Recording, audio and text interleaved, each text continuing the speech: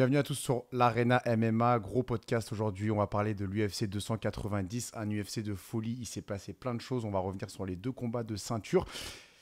Et on voulait pas revenir forcément sur le combat Duplessis-Whittaker, mais c'est tellement un upset et il s'est passé tellement de choses après dans la cage qu'on va en parler un petit peu. Donc déjà, Duplessis qui bat Robert Whittaker, un Robert Whittaker que j'ai trouvé fantomatique, l'ombre de lui-même.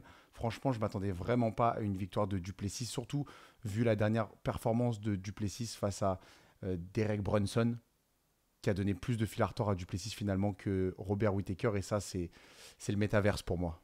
C'est Duplessis, c'est pas un, moi c'était pas un combattant qui m'impressionne, tu vois, par son style. Donc je m'attendais vraiment à, on connaît Whittaker, on connaît comment dire, on sait les guerres qu'il a fait contre plusieurs combattants et on connaît son niveau. Donc c'est un combattant du top qui est respecté mondialement. Ben, je le voyais vraiment, je voyais une différence de niveau. Je pensais que Whittaker était vraiment, Ouais. vraiment au-dessus. Je sais pas quel Whittaker on a eu hier. Mais il n'était pas. Enfin, je pense qu'il n'était pas dans son jour, ou peut-être que Duplessis a annulé Ouais. a annulé son style. Je sais Mais, pas. Mais il est.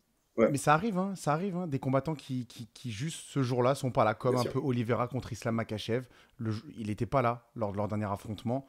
Et c'est fatal. Quand ça Le arrive, c'est plus dur fatal. pour un sportif, c'est de performer le grand jour, le jour J. Le Et jour J. ça, c'est dur, puisqu'on connaît beaucoup de combattants qui sont même hyper forts en Ouais. entraînement, tout ça, mais le jour J, ils te font une mauvaise prestation.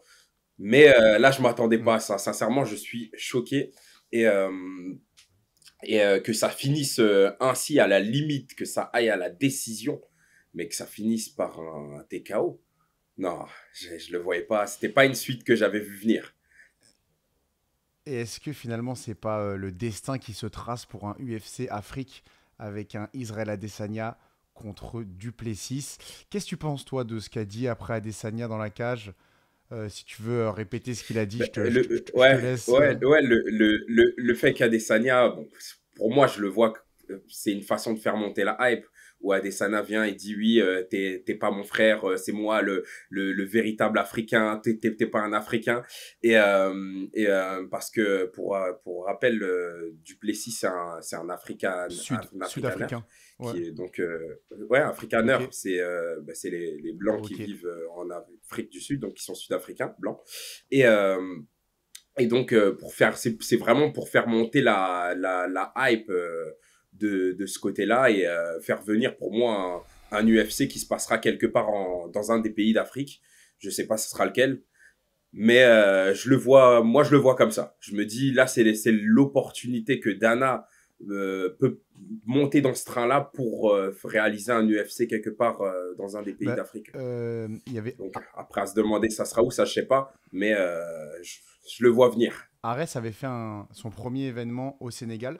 Donc, en termes de Mm. législation, et ça avait l'air faisable au Sénégal. Mais pour revenir un peu sur leur dispute, je pense que Duplessis, à la base, c'est lui qui avait lancé les hostilités par rapport au fait de qui est plus africain que qui contre Adesanya. C'est Ouais, c'est Duplessis qui ça. avait démarré Adesanya C'est là-dessus. Et c'est ça. Adesanya, il est tombé dans le panneau, entre guillemets, dans le sens où ça l'a vraiment énervé. Et depuis, il est en roue libre. Et je pense il avait un bon coup dans le nez. Il était bien alcoolisé quand il est arrivé dans la cage. Ouais. Ouais, après, est-ce que ça l'a vraiment énervé ou est-ce que c'est une histoire de hype parce que en fait, tu vas avoir Duplessis qui est sud-africain qui te dit que Adesanya n'est pas un Africain, et sachant qu'Adesanya est né au Nigeria et vit en Nouvelle-Zélande.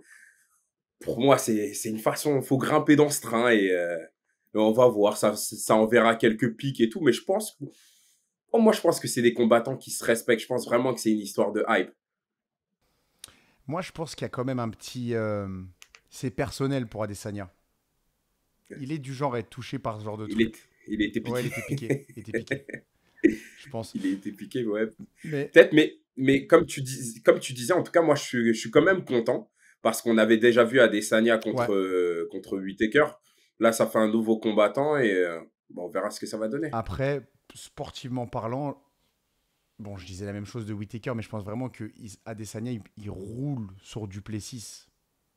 Je vois Moi vraiment pas aussi, Duplessis avoir les atouts pour inquiéter seulement Israël Adesanya. non, je le vois pas l'inquiéter. Et je pense qu'Adesanya est vraiment au-dessus de Duplessis. Mais bon, comme tu as dit, moi aussi, je disais la même sur Whittaker. Le combat, c'est le combat. C'est On ne ça. sait pas ce qui va vraiment se passer. Bon. Mais en tout cas, de mon analyse, non, je pense qu'Adesanya est vraiment au-dessus. En tout cas, si ça met les cartes pour un premier UFC Afrique, ce serait vraiment sympa. Et puis, il y aurait moyen de faire une très très belle carte UFC Afrique, même si malheureusement Francis Ngannou a quitté le bateau UFC. Il y aurait quand même de très bons combattants, je pense, pour faire une carte très très spectaculaire. Ouais. On va passer à Pantoja contre Brandon Moreno pour le titre des 125 livres ouais, de l'UFC. Ça se dit Pantoja ou Pantoja? Je sais pas le dire. Je sais On pas. va dire comme on veut. Moi, je vais dire Pantoja. Ok. Ouais, vas-y. Mais non, mais c'est ça, franchement. Donc déjà, c'est pas un vol. Je vois des gens qui disent, ouais, il y a un vol. Non, il n'y a pas de vol. Un vol, c'est vraiment quand c'est évident. C'était un combat super serré. Donc que ça aille d'un côté ou de l'autre, je pense qu'on ne peut pas parler de vol. Et même, selon moi, j'ai l'impression, après un visionnement, que Pantoja a fait ce qu'il fallait pour battre Moreno, notamment grâce à sa lutte. Bien que Moreno avait une très bonne défense au sol, il y a beaucoup de temps que Pantoja a passé en position dominante sur Moreno, à l'image du dernier round où il était sur son dos. Après, debout, j'ai l'impression que Moreno avait vraiment le dessus sur Pantoja, mais round par round, bah, j'arrive bien à voir se dessiner le 3-2 pour Pantoja qui a fait une performance exceptionnelle au final. Et le combattant, il était exceptionnel. Le combattant était exceptionnel. J'ai Ouais, apprécié. C'est le combat que j'ai le plus apprécié de la main card. C'était une grosse guerre. Un combat compliqué, compliqué à juger, avec pas mal de débit au niveau des coups et aussi le sol, où les gars se faisaient que se retourner au sol, prendre le dos. Moreno, quand il a pris le dos d'Alexandre Pantoja, j'ai eu l'impression à un moment donné, je me suis dit non, il va pas le soumettre. Parce qu'en fait, si ça tournait au sol, je voyais plutôt Alexandre prendre le dessus sur Moreno. Mais Moreno, il a bien résisté. J'ai l'impression qu'il a vraiment amélioré ses capacités techniques au sol. Et il sait se défendre, il avait pas peur, sachant que je pensais qu'il allait avoir plus le facteur psychologique allait beaucoup prendre le dessus sur ce combat. Comme il avait déjà perdu face à lui, c'est ouais, difficile d'affronter un adversaire qui nous a battu deux fois. Il l'a battu, je crois, c'était en ouais. 2016 et 2018. Donc Ouais, il l'a battu 2 fois. c'est compliqué d'affronter un adversaire comme ça. Et là, c'est la troisième fois qu'il le bat. Donc c'est vraiment. Après, je me disais, il a déjà surpassé ce facteur psychologique avec Davison Figueiredo, qui l'avait battu. Il était revenu et il l'avait battu. Mais je pense que Moreno, il était à 100%. On a eu un Moreno à 100%. Après, son sol, moi je pense qu'il a quand même un très bon sol, Moreno, et ça fait partie de ses attributs, mais peut-être sa lutte est moins bonne que son sol pur. Et c'est là que Pantoja, il a su capitaliser. Ouais, Moi, vas-y. ce qui m'a marqué, c'est la progression des deux combattants. Puisque j'avais regardé l'ancien combat qui datait, je crois, de 2016. Et quand tu vois leur progression maintenant, ce qu'ils sont Ouais, capables de t'offrir comme guerre actuellement, c'est des gars qui ont grandi à l'UFC. Hein. Ça fait longtemps qu'ils y c'est sont. vrai. C'est Enfin, ça vrai. commence à faire un bon petit moment. Et, Ouais. on a vraiment vu leur progression à l'UFC. Absolument, absolument. Et puis Pantoja, j'ai l'impression que son style, il est vraiment fait pour battre Moreno. Dans le sens où, tu vois, si Figueiredo, il était resté dans les 125 livres, j'aurais du mal à voir Pantoja battre Figueiredo, parce que Pantoja, il a un style de combat qui fait qu'il se prend beaucoup de coups. Et on l'a vu notamment hier, Moreno, sa boxe, elle était super efficace. Ses jabs, ils rentraient quasiment tous. Et contre un combattant comme Figueiredo, qui a une puissance de frappe dévastatrice, je pense pas que le style de Pantoja aurait pu être gagnant. Alors que contre Moreno, bah, ça a payé. Et Alexandre, s'il perd pas contre, il a fait des, je crois qu'il avait perdu quand c'était Figueiredo, ouais, je viens de voir, c'était Figueiredo qui l'avait battu. T'avais C'est aussi ça.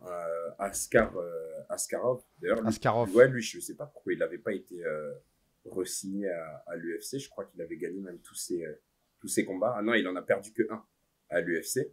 Et le reste, il les a gagnés. Et je crois qu'il a fait un nul contre Moreno. Et, donc, quand tu vois Alexandre, c'est quelqu'un qui... C'est un dur. c'est un dur. Je sais pas pourquoi il n'avait pas eu de... Vraiment. Ouais, bah si, si, je crois. Je pense que quand il s'était battu contre Figueiredo, c'était potentiellement pour une ceinture. J'ai un doute dessus à vérifier.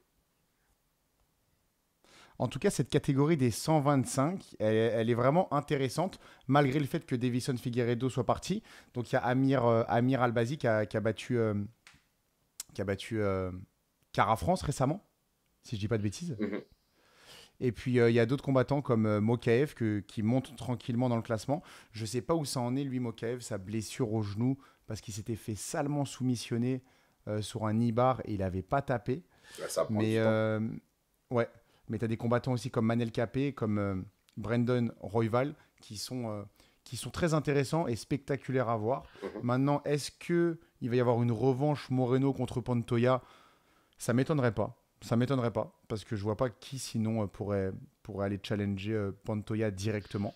C'est un Moreno, c'est un gars qui est habitué à Ouais. faire 4 combats contre le même mec.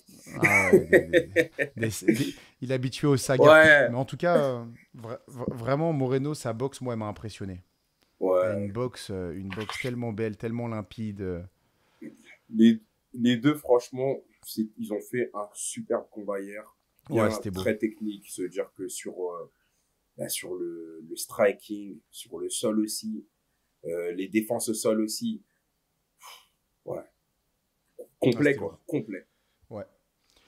Parlons maintenant de Volkanovski contre Yair Rodriguez. Donc Yair Rodriguez qui était le champion intérimaire pendant que Volkanovski, lui, était le champion, le vrai champion incontesté, undisputed de la catégorie des 145 livres. Il était passé aux 155, donc des featherweight au lightweight, pour aller challenger Islam Makhachev. Il avait perdu par décision, une décision. C'était un combat très serré. Il avait choqué un peu le monde en offrant une adversité que Makhachev n'avait jamais connue. Certains, dont lui, dit même qu'il a gagné. Pas fort. Bon, ça c'est. Je pense que Makhachev a gagné. On en avait déjà parlé. Mais il avait fait un combat énorme contre Makhachev. Et là, il revenait. Et donc là, Yair Rodriguez, il avait gagné le titre intérimaire. Il était vu comme le nouveau big deal des 145 livres. Et là, Volkanovski, il a remis tout le monde d'accord. Il n'y avait pas match. Et moi, j'avais peur justement que ce soit un mismatch au final. Yair Rodriguez contre Alexander Volkanovski. Parce que Volkanovski, il est juste trop fort. Et j'ai l'impression que il représente l'optimisation ultime du style orthodoxe MMA. Il est carré de chez carré. Il fait pas de folie. Mais il est l'ultime combattant orthodoxe. Qu'est-ce que tu penses un peu de cette analyse-là? C'est le meilleur. C'est le meilleur actuellement. C'est le meilleur. C'est le combattant Ouais. le plus complet actuellement. C'est c'est vraiment, je surligne ça, c'est vraiment le style, le complet, le gars qui peut lutter, qui peut se bagarrer en lutte avec des mecs comme Makhachev. Il peut striker avec les meilleurs strikers comme du style Yair Rodriguez, qui est un striker très dangereux dans le sens il est imprévisible. Je pense, c'est un taekwondoïste lui, je crois. Je crois hein, que Yair Rodriguez, c'est un ancien gars du Ça, je sais taekwondo. pas. C'est Attends, je vais possible. vérifier l'info. Et mais il a des très bonnes jambes. il, Ouais, et un il a des, style très surprenant. Mais justement, il s'est fait annihiler son jeu hier. ouais, c'est un gars du taekwondo, ouais, c'est ça. Ok. C'est un gars du taekwondo parce qu'il franchement, il a le style avec les jambes, les coups de pied retournés. Et hier, il a pas pu démontrer ça. Mais pas parce que lui, j'ai pas l'impression qu'il était pas dans son jour, mais c'est parce que quand tu tombes contre Volkanovski, c'est différent. C'est différent, c'est un combattant qui sait s'adapter. Qui sait s'adapter à n'importe, tu peux le ramener le top mondial, il sera toujours s'adapter en fait. Et changer son style de jeu.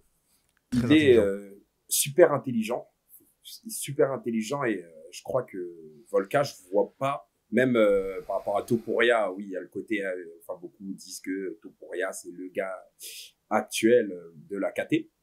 Déjà moi j'aimerais bien le voir contre Yair Rodriguez, mais ce qui va se faire c'est peut-être contre Volka.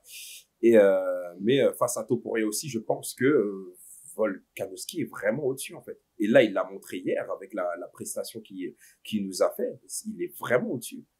Quelle capacité à pouvoir take down, à amener en lutte, à striker les changements de niveau. Et oh là là, les émotions. Mais moi, j'aimerais que toute personne qui veuille se battre contre Volkanovski batte Max Holloway d'abord. Parce que sinon, ça se mérite maintenant de se battre contre Volkanovski, qui est pour beaucoup le GOAT actuel encore en activité. Si on oublie un peu John Jones qui est revenu, qui va refaire un combat et sûrement repartir. Actuellement, vraiment le meilleur, comme tu as dit, c'est Volkanovski. Donc ça se mérite un combat contre lui. Donc moi, j'aimerais que toute personne qui veuille atteindre le titre passe par Holloway d'abord. C'est un peu ingrat pour Holloway, mais il finira par avoir un shot au titre. Et ouais, on a parlé de la lutte de Volkanovski qui est impressionnante et qui, selon moi, me refait dire que s'il y a un style de combattant qui peut battre Volkanovski dans la catégorie, qui peut, je ne dis pas qu'il y va, mais qui peut, s'il revient dans sa forme optimale, c'est Brian Ortega. C'est celui qui a mis le plus en difficulté. Je pense qu'on était à quelques secondes, à quelques millimètres de faire pass out Volkanovski dans sa guillotine. Également, Ortega, dès qu'il avait une position dominante, parce que son sol, à Ortega, selon moi, il est meilleur que celui de Volkanovski. Quand il avait une position dominante, Ortega, il cherchait directement une soumission au lieu d'installer sa position et de travailler en ground and pound ou tout en patience. Ortega était super pressé de soumettre Volkanovski. Mais selon moi, avec un Ortega plus mesuré, avec un fight IQ au top et une préparation optimale, on a celui qui, selon moi, a le plus de chances de battre Volkanovski. Parce que Topuria, avec son style, selon moi, ça ne va pas passer contre Volkanovski. On a vu un peu le moyen de battre Volkanovski. Makhachev, il l'a fait. Hein. C'est au sol. C'est au sol. Avec de la résistance debout, mais c'est au sol. Et je ne vois pas Topuria battre au sol Volkanovski, mais je vois Ortega pouvoir le faire. Ouais, on a eu ce débat entre nous. Moi, de mon côté, c'est vrai que je vois personne dans la catégorie. Non, là, actuellement, ouais. Je vois personne le battre. Je pense que le seul combat qui m'intéresse là actuellement, c'est Volkanovski contre Makhachev. C'est vraiment le combat qui m'intéresse. C'est le combat à faire en ce moment. Après, le reste... Toi, tu voudrais qu'il quitte la catégorie des featherweight? Ouais, je pense que Aljamain doit monter. Aljamain doit monter après son prochain combat, qui monte en catégorie featherweight et que Volka est au-dessus de la catégorie. Merci à vous de nous avoir écoutés et big shout out à Time Out et à MetaFight. Ciao l'équipe.